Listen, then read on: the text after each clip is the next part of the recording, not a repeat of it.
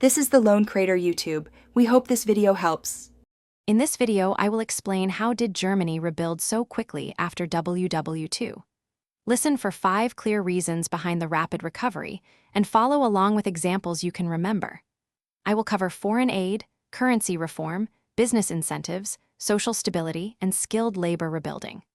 I keep the explanations simple and practical so you can see how policy choices, investment, and local effort combine to rebuild cities, factories, and public services in a short time. Post-war economic policy focused on stabilizing money and encouraging production, and that created momentum. Currency reform removed black market distortions, while the Marshall Plan provided crucial imports, credit, and machines. Deregulation and tax breaks incentivized small firms and big factories to restart, and targeted investment rebuilt key sectors quickly.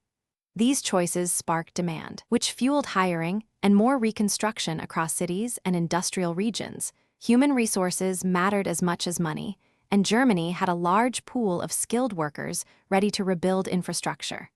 Vocational training programs and apprenticeships retrained many people for factory work and construction quickly. Local governments coordinated rebuilding projects, and social cohesion helped communities mobilize labor and share resources.